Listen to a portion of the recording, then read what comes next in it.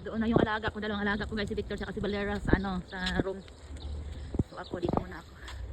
Lakad-lakad. May kasi ako guys, may order na naman ako sa wild berries. So puntahan ko, malapit lang naman dito. Andiyan lang siya sa na yan, building na yan. Sa Blue House yung wild berries. So puntahan ko muna kasi yung nakaraan pa yun hindi ko nakuha eh. Baka overdue na naman siya. Na cancel. Lakad-lakad tayo dito. Sa bait.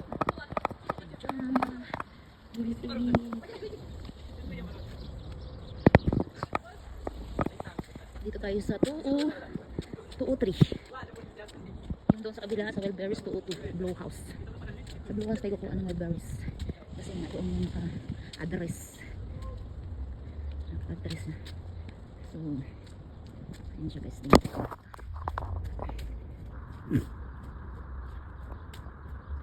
Yung Blue House na yan. Yung malaking doon, malaking orasan. Yung guys, malaking orasan.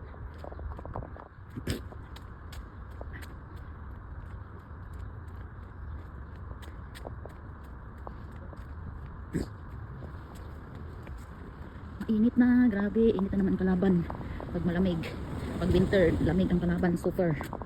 Pag init, super init.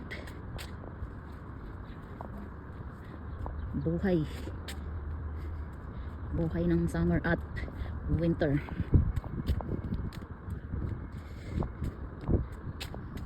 Pilay-pilay pa rin ako maglakad guys. Pilay-pilay pa rin ako maglakad. Kasi nga yung dito sa may sa may gilid ko dito sa may balakang masakit pa rin. Dahil nga sa UTI na naman. Ay naku. 2 weeks pa ito, 1 week na ito guys, 1 week. Mga 2 weeks hindi na ako kay amo kasi alam ko naman itong atake na to eh. Mawawala din naman ito. Tubig lang ng tubig. Iwas sa mga maalat. Sakit ng ko dito sa may balakang ko. May hita banda. Kasi mabilis lang guys, dito lang tayo sa sa may highway. Doon lang tayo pupunta.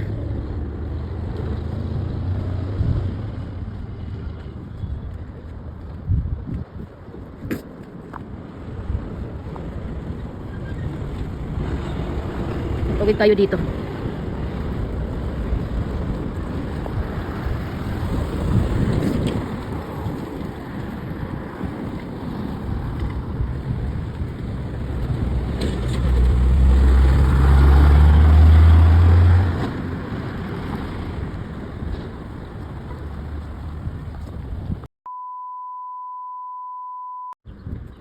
Dito na tayo sa wild berries.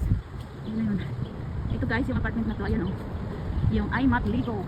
Yung Ligo na, ayan guys, ayan. Kilaamo yan guys, kilaamo. Apartment nila yan, pinarintahan.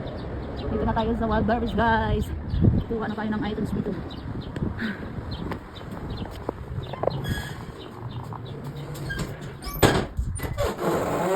Gracias ah. Ito na ating wild berries guys. May unboxing na naman tayo. Balik na ako doon sa sa art class nila Balara.